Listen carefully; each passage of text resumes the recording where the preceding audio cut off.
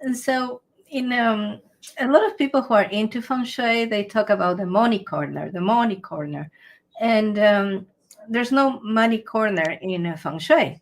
There's a wealth corner, and there's a spot in the home which is towards the front of the home, in the middle of the wall that is your front wall. The middle of that is the career area, and the career area is associated with money.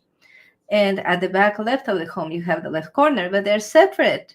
They're not the same thing. And in our culture, people tend to equate money with wealth. And that's not true, because money and wealth have very different types of energy. So money is associated with water. And what does water do? Water soaks and goes down. So you just have money.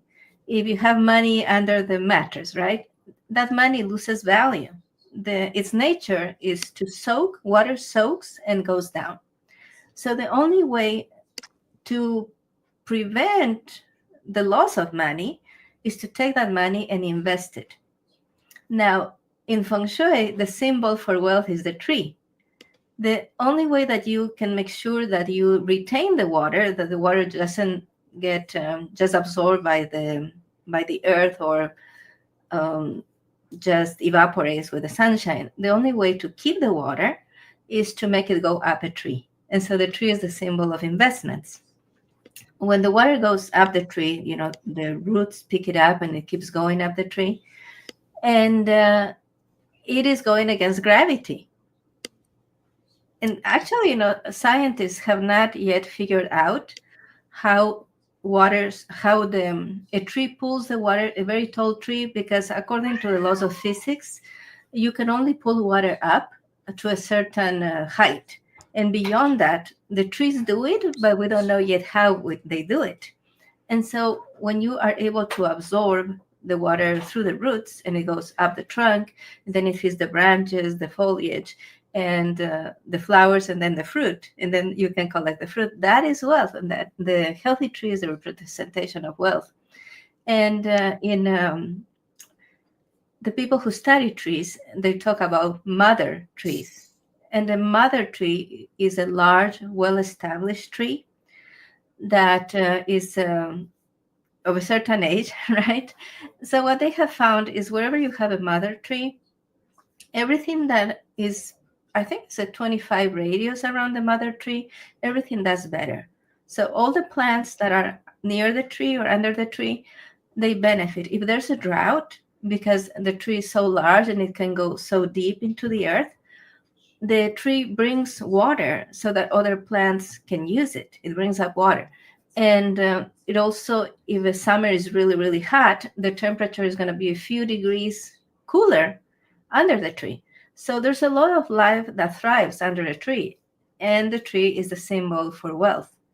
So your money is going to be lost unless you invest it, and you invest it in a tree, right? Like the water goes through a tree. So the investments that we favor in feng shui are as follows. But first, let me tell you my definition of wealth, and that is the accumulation of material property, the accumulation of skills, and the accumulation of connections. So material property, that refers to land and real estate, but also means of production. So for example, if you buy some machinery, that's going to help you make something that you can sell to make money.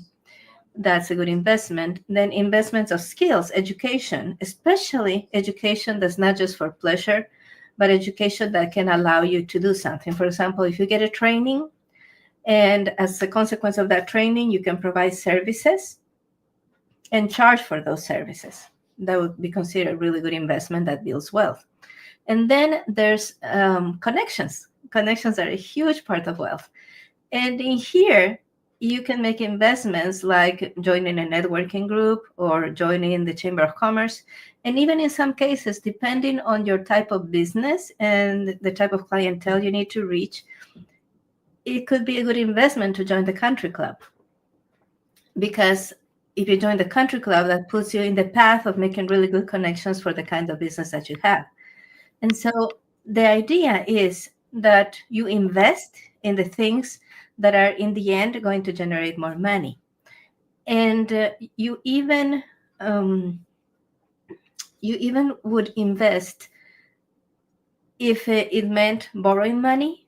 So borrowing money is not always wrong, but borrowing money to spend is wrong, because that is making your money go down even faster. Say, like, if you borrow money to go on vacation, you go on vacation for 7 days, that money is gone, and now you're in debt, and that debt accrues interest. So it's like your money sinks at a faster speed. It's like going to the bottom of the ocean, right?